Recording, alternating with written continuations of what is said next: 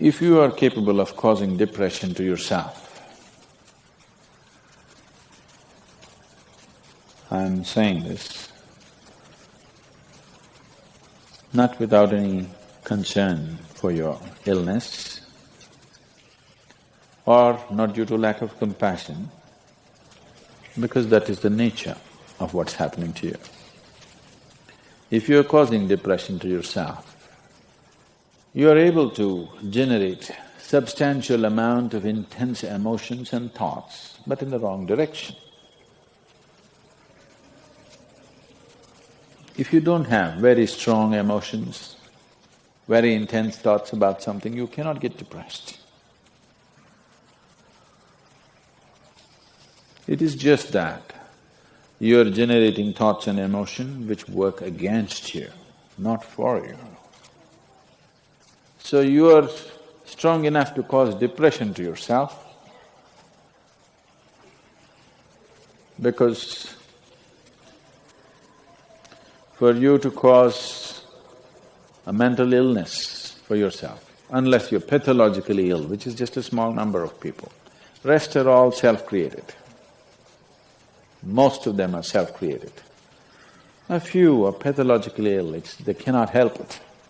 It just comes from within because of genetic and other factors. Almost everybody here, if we train them towards a certain kind of thought process and emotion and push them a little bit with the outside situations, almost everybody will go lose their mental balance. They will become clinically ill. They can be driven to madness, I'm saying, because the line between sanity and insanity is very thin. People keep pushing it.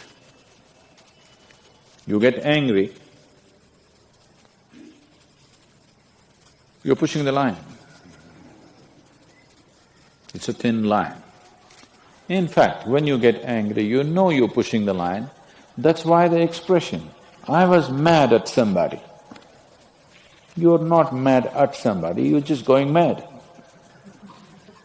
You cannot be mad at somebody. You're just pushing your sanity, the boundaries of sanity, and moving into insanity for a certain period of time and coming back. You do one thing every day, you try this, 10 minutes a day. Try intense anger on somebody. What? You will see in 3 months' time, you will be clinically there. Yes. Just try it if you want. Because if you keep pushing the line, you go mad and you come back, you go mad and you come back, one day you're not able to come back, that's all. One day you're not able to turn back, then you're clinically ill. You must understand, even if you got angry for a moment, you're already ill. Maybe you don't get the certificate of diagnosis. They don't slap a certificate on you that you're gone, but you are going, isn't it? You think it's your right to throw tantrums? You think it's your right to get angry with people? You think it's your privilege to be depressed so that you'll get attention from somebody? You keep playing this, one day you will not be able to turn back. Keep crossing the line every day, one day you will see you cannot cross back. That day, you need a doctor. Till then,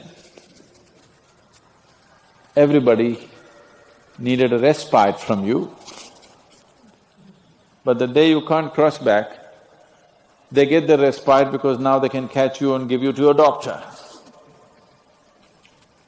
Otherwise, you're temporarily going mad every day, many times a day. They cannot even send you to an asylum, they have to bear with you, your family, your friends, your people around you. If you get at least truly clinically ill, we can hand you over. There's one temple in Tamil Nadu, where they chain you and keep you. Where there is no hospital, no psychological for ailments, there is no hospital, there is a temple that somebody created which is supposed to push people back into sanity. So, families just take them and leave them there, they're shackled and left in the temple. You give them some money, they'll feed you, and you're just there like an animal, tied up. I think if hospitals were run like this, a lot of people wouldn't go crazy. They would maintain their sanity. Right now it's too deluxe. If you make hospital extremely comfortable, it'll become an incentive to become sick. And you have incentives in your life to become ill, right from your childhood. You got the maximum attention only when you fell ill. When you are happy, they screamed at you.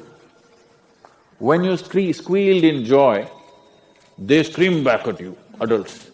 You… then boo-boo, boo-boo, boo-boo, boo-boo. When you are a child, physical illness is good because you'll get attention from your mother and father and everybody around you, and you don't have to go to school on that day. So you learn the art of falling physically ill.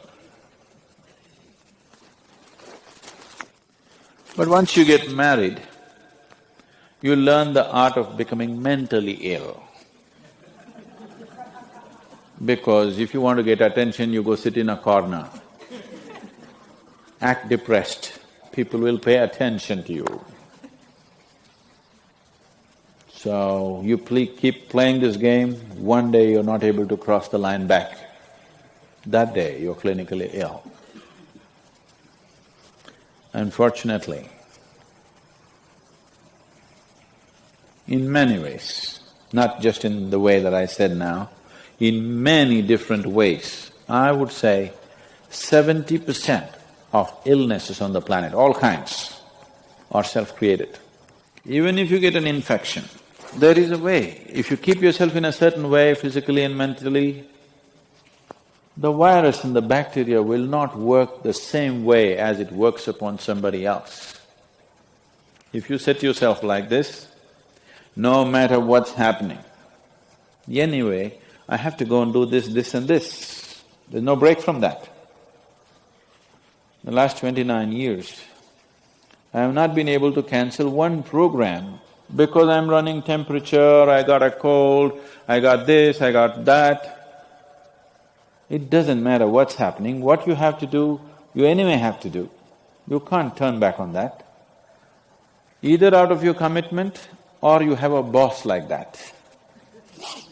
One way or the other, if it happens, then you will see, you will not at all fall sick so often. Because if you have temperature, you still have to go. If it's summer, you still go, right? Now, a lot of people don't go. It's a little hot outside, they don't go and work. Little cold outside, they don't go and work. A little raining, they won't go and work. A snowflake, they will not go and work. This is just weather. So for every change in weather, if you have the comfort of covering yourself in a blanket and lying down, once you create that, your body will learn to fall sick as often as possible. If you just keep it this way, it doesn't matter what it is, anyway I have to go and do what I have to do, you will see your body will just bounce back as quickly as possible, even if it gets the worst kind of infections. So you just have to set the necessary conditions for health, necessary incentives for health, both for yourself and your children if you have them. Do not set incentives for sickness. The child is sick, observe him from a distance, never go cuddling. He knows that's the worst time of his life, and he knows he has to get well soon. And give him the best attention when he is joyful. You will see he naturally learns from within. His very chemistry will learn that it pays to be joyful, it doesn't pay to be sick. If you make this very clear to your own biology, to your own chemistry and to everybody around you, you will see people will not fall sick as often as they are right now. So set that up for yourself. You will see you will get healthy. If you can turn your mind this way, you can also turn it this way. I want you to understand this. No, I'm like this because my father abused me when I was 7 years of age. If you know all that bullshit, you can as well turn yourself around, isn't it? It's time. You must understand, mentally, physiologically, chemically, energy-wise, you must clearly understand it doesn't pay to be sick, unhappy, depressed. It doesn't pay. To be joyful and ecstatic, it pays. If you make this clear to all these people inside, they will all behave properly.